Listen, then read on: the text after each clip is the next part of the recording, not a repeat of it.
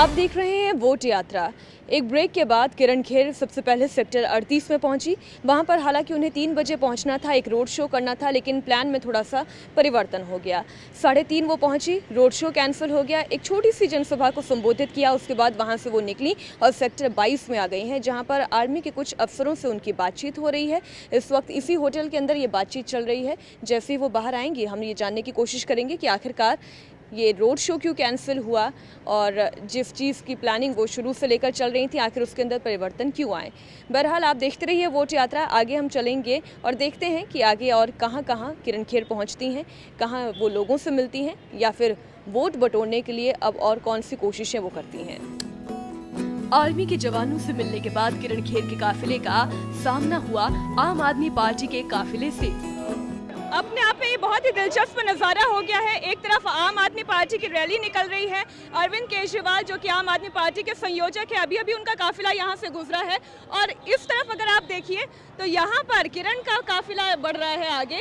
उनका काफिला आपको स्कूटर पर नजर आ जाएगा, आपको स्कूटी पर नजर आ जाएगा, उनका काफिला आपको ओपन जीप में नजर आ जाएगा। लेकिन उसी दूसरी तरफ अगर आप देखें, यहाँ पर AC गाड़ियों में लगातार काफिले में 6-7 गाड़ियाँ एक साथ चल रही हैं।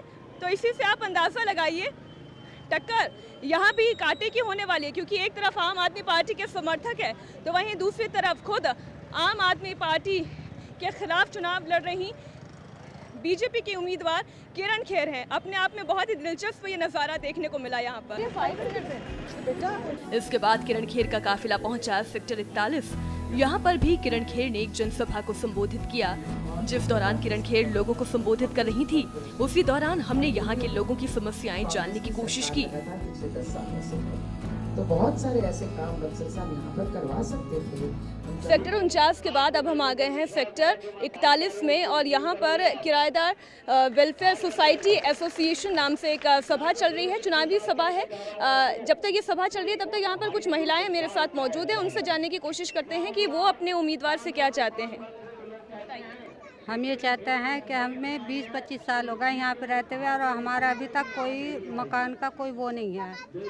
हम किराएदार हैं, काफ़ी पैसा दे चुके हैं हम मतलब सरकार को किराएदारों के लिए। जी, हमें 20-25 साल हो गए यहाँ पे रहते हुए, हमें कोई छत नहीं मिली है। किराया देते देते परेशान हो गए, बच्चों का पेट पाले क्या अपना किराया दे। हाँ जी, हमें तो हो गए 80 से आए हुए हैं चंडीगढ़। आप किराया दे देकर मैंने तो बहुत दुखी हो गए। बच्चे यार सब दुखी है, बच्चे भी किराया दे रहे हैं, हम भी किराया दे रहे हैं। रोटी खाते हैं तो किराया नहीं होता है, पूरा किराया नहीं देते तो मकान मालिक कहते हैं कमरे खाली कर दो। तो अब इस करके क्या कर सकते हैं हम, तो इसलिए मैंने इनसे जुड़े। तो किस उम्मीदवार से आपकी अपेक्षाएं सबसे ज़्यादा है? कौन सा उम्मीदवार पसंद है आपको? बस अब उम्मीद यही है जो हमें कह रहे हैं उनके। कौन सा उम्मीदवार पसंद है? हमारे पसंद जो हमारी जरूरतों को पूरा करेगा, हम उसी उम्मीदवार को देंगे वोट जो हमारे। एक तो हम शुरू से कहते हैं यहाँ पे 20-25 साल से हमें किराए पे बैठे हुए हो गया, ठीक है। ऊपर से जो हमारी पेमेंट होती है, जो हमारे मम्मी डैडी कमाते हैं, वो सारे तो किराए पे चले जाता है और किराया आए भी दिन बढ़ता ही जा रहा है।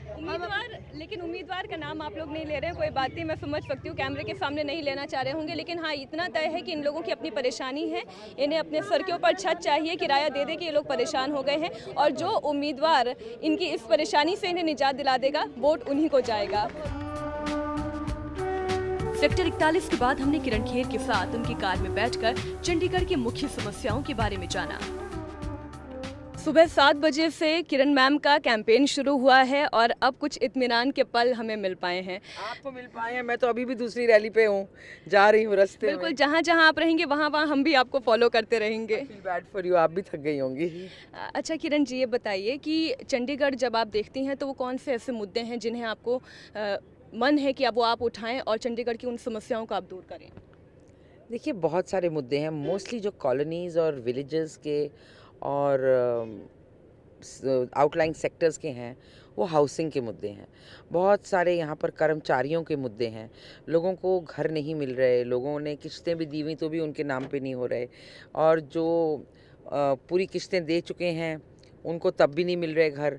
और जो लोग थोड़ा सा भी चेंज कर लेते हैं, जैसे खिड़की बना लें या दरवाज़ा, तो उसको बड़ी बड़ी फ़ाइनें लग रही हैं। ये फ़ाइन्स का प्रॉब्लम सब जगह है, even in the bigger sectors, even in the industries. और 500 रुपीज़ पर स्क्वायर फुट पर मंथ के हिसाब से, तो it's coming to more than what the property is worth, उससे भी ज़्यादा हो जाता है।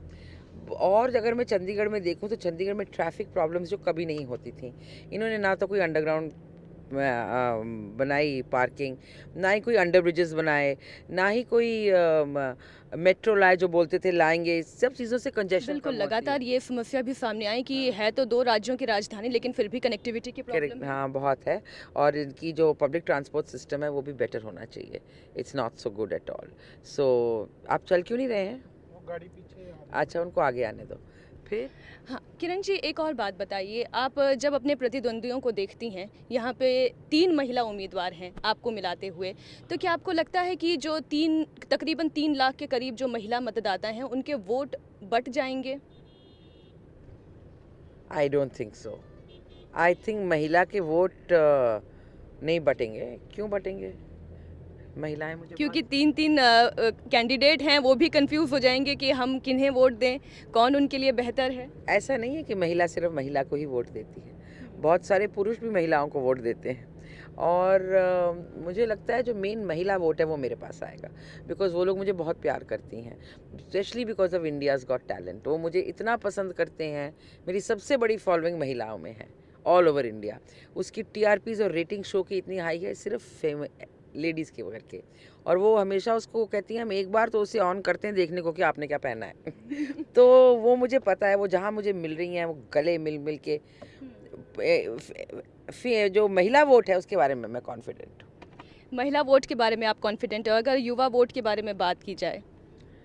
आई थिंक युवा भी मेरे साथ बहुत जुड़े हुए हैं, बिकॉज उनको इतनी बेरोज़गारी है यहाँ पर। I want to bring media city, film city, medi city, ये सारी चीज़ें, ताकि उनको जो लोग यहाँ से ट्रेन हों उनको यहीं पर जॉब्स मिलें।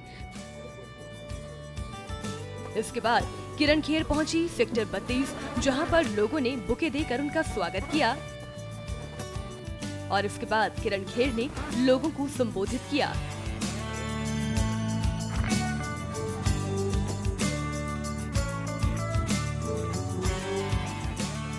सुबह 7 बजे जो सफर हमारा शुरू हुआ था वोट यात्रा का, सेक्टर 30 गुरुद्वारा से बीजेपी की उम्मीदवार किरण खेर के साथ, वो अब यहाँ खत्म होने वाला है। इस वक्त हम हैं सेक्टर 32 में, यहाँ की WS कॉलोनी में मंच पर किरण खेर मौजूद है, जो यहाँ के लोगों को संबोधित कर रही हैं, वोट की डिमांड कर रही हैं, कह रही हैं उन्हें जिताना होगा, वो उनकी उम्मीदों पर खरा उतरेंगी। ये तो जनता को डिसाइड करना है कि वो किसको जिताती है। दिल्ली में मोदी जी की सरकार बनेगी, हमारे साथ इस वोट यात्रा में इतना ही। कल फिर और आप यहाँ से बीजेपी का सांसद दिल्ली भेजेंगे।